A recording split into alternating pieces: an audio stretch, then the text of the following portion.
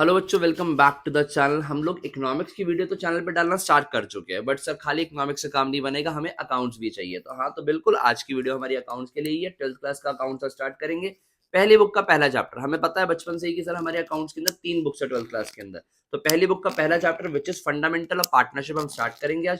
देखेंगे हमारा स्ट्रक्चर भी अकाउंट्स का क्या बनता है, जिस हिसाब से हमारे पास पेपर आता है हमारे पास बन के पूरा देखेंगे और अच्छे से स्कोर करने की कोशिश करेंगे। पहले बता दूं, देखो बेटा, 12th क्लास का अकाउंट्स 11th क्लास के अकाउंट्स के मुकाबले 10 गुना ज्यादा हैवी है। तो इसको उसी कंसिस्टेंसी से पढ़ना, डेली बेसिस पे चीजों को ग्रैप करना, बहुत अच्छे से काम कवर हो जाएगा। कोई भी डाउट रहता है, कमेंट सेक्शन तुम्हारे पास ही है। चैप्टर से रिलेटेड जितने भी नोट्स होंगे मैं नीचे तुम्हें डिस्क्रिप्शन बॉक्स में प्रोवाइड करता रहूंगा। तुम लोग प्लीज कॉपी और पेन लेके साथ में बैठो और साथ साथ कॉन्सेप्ट को नोट करते रहना। चलिए स्टार्ट करते हैं अपनी वीडियो को और सीखते हैं हमारे अकाउंटिंग फॉर पार्टनरशिप में हमारा फंडामेंटल चैप्टर 1 जो है। आइए चलो सीखते हैं।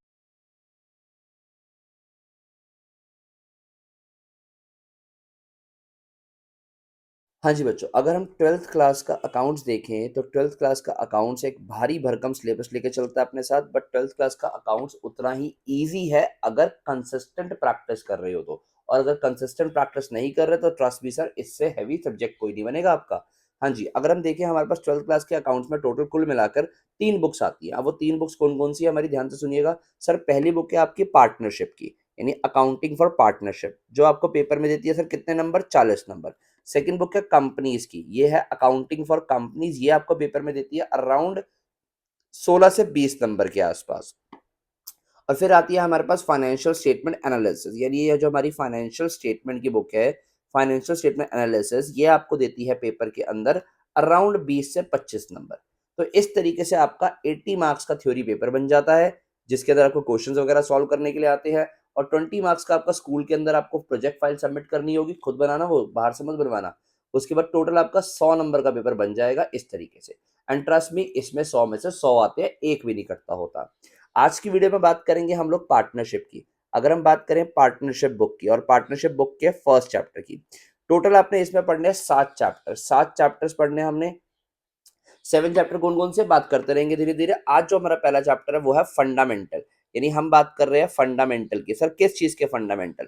Sir fundamental of partnership. हम पार्टनरशिप ही तो पढ़ रहे हैं, तो पार्टनरशिप के फंडामेंटल की बात करने वाले फर्स्ट चैप्टर में। सर जो फर्स्ट चैप्टर है, इसमें हम लोग क्या कंप्लीटली न्यू थिंग्स पढ़ने वाले हैं? बेटा जब आप 11th क्लास में थे ना, छोटे छोटे बच्चे, तो आप एक सब्जेक्ट पढ़ते थे, कौन सा? Business studies. बिजनेस स्टडीज का चैप्टर नंबर 2 क्या था? सर चैप्टर नंबर 2 था हमारे 11th क्लास में बिजनेस स्टडीज का forms of business organisation. Forms of business organisation के अंदर हमने पढ़ा था पार्टनरशिप फॉर्म होती है एक बिजनेस को करने की। अब पार्टनरशिप के अंदर क्या किया जाता है? पार्टनरशिप में हमने पढ़ा था सर, दो या दो से ज्यादा पर्सन मिलके एक बिजनेस को करने की बात करते हैं और वहां से प्रॉफिट लॉस कमाते हैं। वही वाला पार्टनरशिप यहाँ पढ़ रहे हो सर आप, तो सर इसका मतलब हमने यहाँ पर थ्योरी पढ़नी है? नहीं बेटा, थ्योरी ही तो वहां पर पढ़ के आ गए। यहाँ पर आपने पार्टनरशिप का पूरा प्रैक्टिकल पढ़ना है, उसके अकाउंट्स वगैरह बनाने सीखने हैं। सर किस तरीके के अकाउंट, थोड़ा सबर करो, अभी बताते हैं। तो पहले तो देखो, हम जो पार्टनरशिप की बात कर रहे हो, पार्टनरशिप एक्ट 1932 के अकॉर्डिंग कर रहे हैं, यानी हमारी पार्टनरशिप इस एक्ट के अकॉर्डिंग गवर्न होती है, पार्टनरशिप एक्ट 1932। पहला चैप्टर फंडामेंटल ऑफ पार्टनरशिप। कौन कौन से कॉन्सेप्ट टोटल पढ़ेंगे हम यहाँ पर? सर सबसे पहले हम पढ़ेंगे पार्टनरशिप डीड के बारे में। सर ये वाला कॉन्सेप्ट तो हमने 11th क्लास में भी पढ़ा था, बिल्कुल पढ़ा था, मैंने कब मना किया? फिर से देखेंगे यहाँ पे। फिर पढ़ेंगे हम लोग sir profit and loss appropriation account. अभी आपको सारा प्रोसेस समझाऊंगा कि हमने क्या करना है, कैसे करना है। पहले कॉन्सेप्ट सुन लो कौन कौन से पढ़ेंगे। फिर आएगा हमारे पास आईओडी, फिर आएगा आईओसी, फिर आएगा आईओएल। ये तीनों में एक साथ कर लेंगे। आईओडी का मतलब है इंटरेस्ट ऑन ड्राइंग, आईओसी का मतलब इंटरेस्ट ऑन कैपिटल, आईओएल का मतलब इंटरेस्ट ऑन लोन। फिर आएगा हमारे पास सर इन कॉन्सेप्ट को करने के बाद पास्ट एडजस्टमेंट। पास्ट एडजस्टमेंट एक अच्छा खासा भारी भरकम चैप्टर है, भारी भरकम टॉपिक भी है। हाँ जी, पास्ट एडजस्टमेंट एक स्टार टॉपिक है, पेपर के अंदर क्वेश्चन जरूर आता है। प्रॉफिट एंड लॉस एप्रोप्रिएशन भी स्टार टॉपिक था, उसका क्वेश्चन भी आता है। फिर लास्ट में हम पढ़ेंगे गारंटी ऑफ प्रॉफिट। ध्यान से सुनना सर, गारंटी ऑफ प्रॉफिट हमारा लास्ट टॉपिक रहेगा इस चैप्टर का। इस तरीके से आप पूरा चैप्टर कर लोगे, पेपर के अंदर ये चैप्टर आपको अराउंड 8 नंबर के आसपास दे देता है।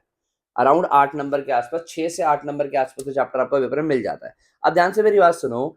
12th क्लास की अकाउंट इसलिए अच्छी है कि ना बेटा, यहाँ पर आपका जो फर्स्ट चैप्टर है फंडामेंटल ऑफ पार्टनरशिप, पूरी 11th की अकाउंट्स रिवाइज करवा देगा आपकी। यानी 11th अकाउंट्स का ऐसा एक भी चैप्टर नहीं होगा जो यहाँ पर आप ना करो। यानी इसको बहुत ध्यान से करने की कोशिश करना, चैप्टर बहुत ज्यादा अच्छा है, आपका पूरा पार्टनरशिप का बेस बनेगा यहाँ पे। ओके, तो अकॉर्डिंगली समझेंगे। चलिए चलते हैं हम लोग अपने पहले कॉन्सेप्ट की तरफ, जो कि है पार्टनरशिप डीड। तो ओके सर, हम बात कर रहे हैं पार्टनरशिप डीड की। अगर मैं बात करूं पार्टनरशिप डीड की, तो सर पार्टनरशिप डीड क्या होता है? सर पार्टनरशिप डीड ना, ये हमारा एक एग्रीमेंट होता है। एग्रीमेंट किस चीज का सर? देखो अभी अभी हमने बात की थी पार्टनरशिप क्या होता है, व्हेन टू और more than two partners came together to run a business, यानी जब एक बिजनेस करने के लिए दो या दो से ज्यादा बंदे मिलकर सामने आते हैं। तो सर अगर दो या दो से ज्यादा बंदे मिलेंगे तो डेफिनेटली उनको एक ना एक एग्रीमेंट चाहिए होगा कि किन टर्म्स एंड कंडीशंस पे वो काम कर रहे हैं। जो टर्म्स एंड कंडीशन लिखी जाती है ना, वो एक एग्रीमेंट में लिखी जाती है, जिसको डीड बोला जाता है। सर क्या ये पार्टनरशिप डीड हमेशा और हमेशा ओरल होनी चाहिए? नहीं सर, ये डीड जो है ना, वो रिटर्न भी हो सकती है एंड ओरल भी हो सकती है। This is a choice. Okay, but it is always better to have a written partnership deed. Sir ये होता क्या है बेटा? ये ना एक डॉक्यूमेंट होता है, उस डॉक्यूमेंट के ऊपर बेसिकली लिखा होता है कि आपके पार्टनरशिप की रिक्वायरमेंट्स यानी पार्टनरशिप के रूल्स रेगुलेशंस क्या है, जैसे कि नेम ऑफ द पार्टनर्स, उनके एड्रेस, और पार्टनर अगर बिजनेस कर रहे हैं तो बिजनेस के लिए कितना कितना पैसा यानी कि कैपिटल लगा रहे हैं।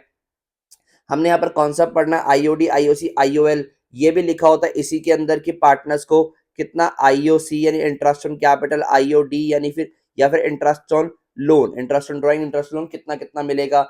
उसके अलावा पार्टनर्स को सैलरी कमीशन कितना कितना मिलेगा। सर पार्टनर्स को सैलरी कमीशन, हाँ बेटा, क्योंकि पार्टनर जो है ना वो ओनर कैपेसिटी के अलावा एम्प्लॉय कैपेसिटी में भी काम कर सकता है, तो partner can also earn the salary and commission. I hope so, और एक्सेट्रा और भी बहुत सारे पॉइंट आते हैं। तो ये सारे पॉइंट जो लिखे होते हैं पार्टनरशिप डीड के अंदर लिखे होते हैं। आई होप सो आपको समझ आता है। तो this was the whole concept of partnership deed. Sir इसके होने ना होने से क्या इंपैक्ट पड़ता है? बेटा छोटे छोटे इंपैक्ट पड़ते हैं, जैसे आपको ध्यान से सुना एक दो इंपैक्ट्स के बारे में। हमारी पार्टनरशिप अगर ना हो हमारे पास, यानी पार्टनरशिप डीड ना हो हमारे पास, तो पार्टनर्स के बीच में जो प्रॉफिट है वो इक्वली डिस्ट्रीब्यूट होगा।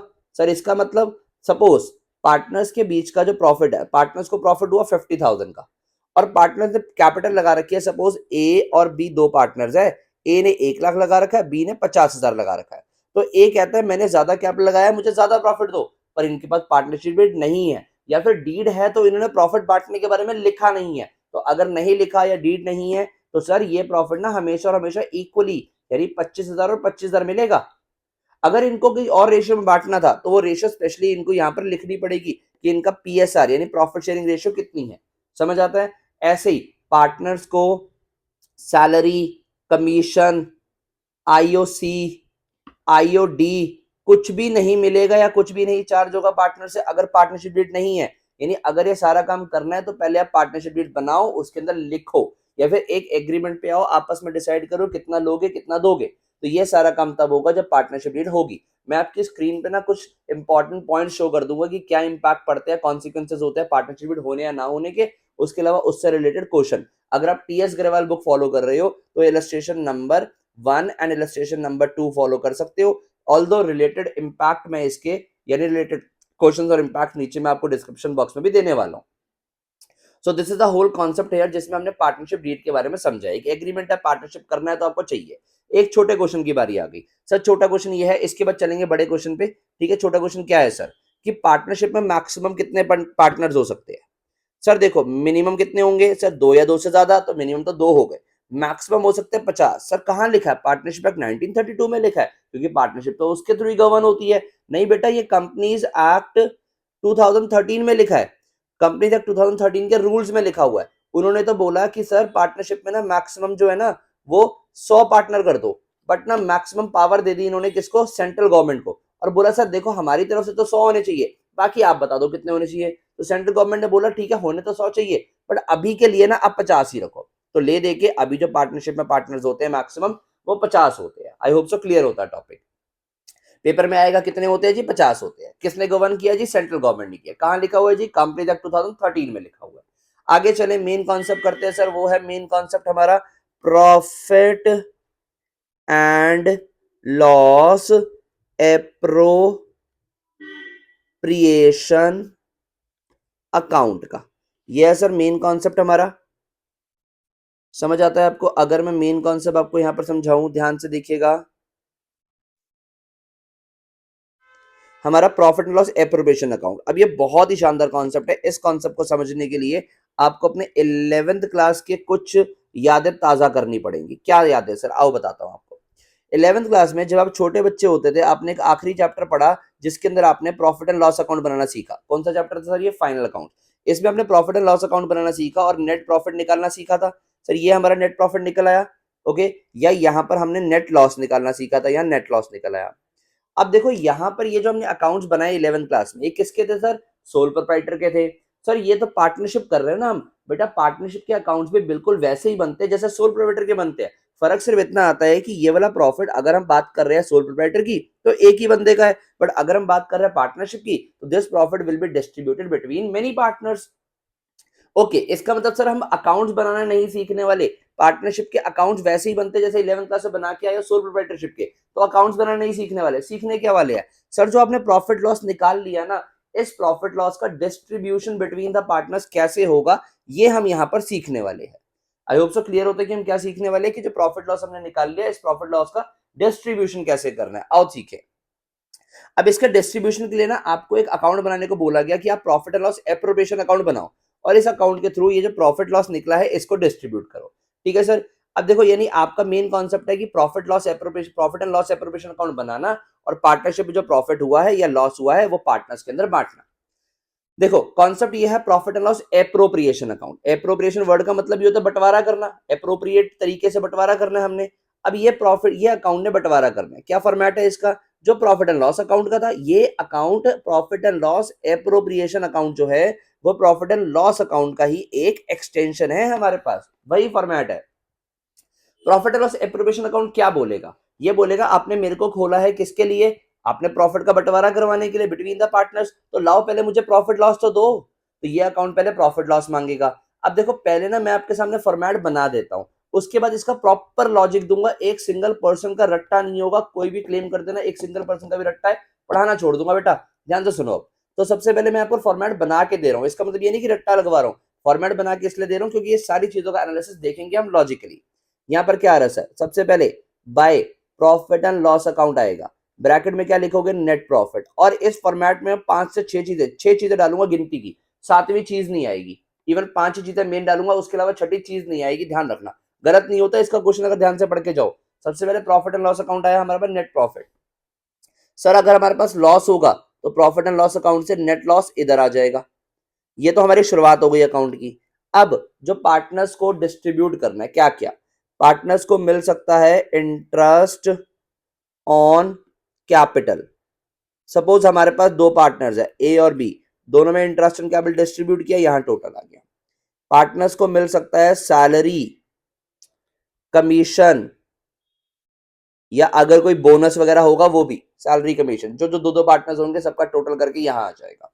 इसके अलावा कुछ पैसा ट्रांसफर किया जा सकता है जनरल रिजर्व में। सर ऐसे तो आप कहीं से भी उड़ा उड़ा के चीजें लिख रहे हो, हमें कैसे पता लगेगा कहां से चीजें आ रही हैं? सबर करो बेटा, थोड़ा सा सबर करो, बस सारी चीजें क्लियर करता हूं।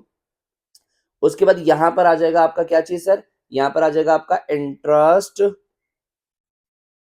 On drawing. यहां पर पार्टनर से चार्ज करेंगे, अभी समझाएंगे कि कॉन्सेप्ट क्या है। ये आ गया हमारे पास, ठीक है जी। ये आ गया हमारे पास, क्या क्या आ गया? Interest on capital, salary commission, general reserve, interest on drawing. बेटा इसके बाद ना ये अकाउंट जो है वो पूरा बन गया है। तो सर अब क्या करना है? अब इस अकाउंट को क्लोज करना है। क्लोज कैसे करेंगे सर? क्लोज दो तरीके से हो सकता है हमारे पास ना। इस अकाउंट का रिजल्ट ये हो सकता है कि इसको करने के बाद या तो पार्टनर्स के बाद प्रॉफिट बच जाए या लॉस बच जाए। अगर प्रॉफिट बचेगा तो वो यहां बचेगा, ये प्रॉफिट है हमारा, ठीक है। ये प्रॉफिट बचेगा अगर बचेगा तो, ओके। तो इसको पार्टनर्स में डिस्ट्रीब्यूट करना है। कैसे बांटेंगे? प्रॉफिट डिस्ट्रीब्यूटेड, या profit distributed between A and B. जो हमारे दो पार्टनर्स रहेंगे उनके बीच में प्रॉफिट बांट लेंगे। या प्रॉफिट ट्रांसफर टू, इसको हम ऐसे भी बोलते हैं कि हमने कितना प्रॉफिट ट्रांसफर कर दिया। ऐसे भी कर सकते हैं इसको कि profit transfer to A and B हमने कर दिया। अभी देखेंगे प्रॉपर, एक देखेंगे सारा लॉजिक से समझेंगे। मैं आपको बस एक फॉर्मेट दे रहा हूं। अभी यहां पर आ जाएगा हमारे पास बाय, अगर हमारे पास लॉस होता है, ये तो देखो प्रॉफिट था, बैलेंसिंग फिगर था, यानी ये वाली साइड का टोटल ज्यादा था तो हमने उसमें से ये साइड माइनस करी तो हमारे पास प्रॉफिट बच गया। सिमिलरली अगर ये वाली साइड का टोटल, ये वाली साइड का टोटल ज्यादा रहेगा तो ये माइनस करने के बाद यहाँ लॉस बच जाएगा। तो ये आ जाएगा बाय लॉस ट्रांसफर टू किस किस को, ए और बी को। ये हमने लॉस ट्रांसफर करना है ए और बी को, समझ आता है जी। ये बैलेंसिंग फिगर, ये भी हमारा बैलेंसिंग फिगर आ गया। ये देखो कोई एक ही चीज, अब या तो हमारे पास ये प्रॉफिट निकलेगा या लॉस निकलेगा, दोनों चीज नहीं निकलेंगी। तो ले देखिए मैंने आपको profit and loss appropriation account का फॉर्मेट दिया है। सर इसका लॉजिक बोल रहे थे आप, बेटा बिल्कुल लॉजिक से ही शुरुआत करेंगे हम लोग नेक्स्ट वीडियो के अंदर। इस वीडियो में आप फॉर्मेट को अच्छे से नोट करो और फटाफट जाओ नेक्स्ट वीडियो पे, ऑलरेडी चैनल पे मैंने डाल दी है, जाओ देखो उसको। उसके अंदर आपको इस अकाउंट के प्रॉफिट लॉस एप्रोप्रिएशन अकाउंट के सारे लॉजिक्स मिल जाएंगे। ध्यान से समझना है इस टॉपिक को। ओके, हाँ जी, अगर कोई डाउट रह जाता है नीचे कमेंट सेक्शन में पूछना, पार्टनरशिप डीड के बारे में कुछ पूछना कमेंट सेक्शन में यूज करो प्लीज। अकाउंट्स को अगर तुम्हें स्कोर करना है, हाई स्कोर करना है, देखो चैनल से जुड़े रहो, सारे कॉन्सेप्ट डीपली करवाऊंगा, अच्छे से करवाऊंगा। मैं तुम्हें गारंटी दे रहा हूं अगर मेरे चैनल से जुड़ के काम करोगे तुम्हारे 90 प्लस पक्का आएंगे, अगर कंसिस्टेंटली काम करोगे, मेरा बताया हुआ काम करोगे। प्लीज कमेंट सेक्शन में बताना कि किस तरीके से तुम लोग पढ़ रहे हो, कैसे पढ़ रहे हो। ओके, कोई डाउट रह जाता है कमेंट सेक्शन में पूछो, फटाफट नेक्स्ट वीडियो देख लेना। अगर इस कॉन्सेप्ट को पूरा समझना है तो रट्टा लगाने की कोशिश मत करना, वीडियो को लाइक करना, वीडियो को शेयर करना और चैनल को सब्सक्राइब करना मत भूलना। बहुत सारी वीडियोस आने वाली है, मैं तुम्हें मिलूंगा बहुत ही जल्दी नेक्स्ट वीडियो में। Thank you.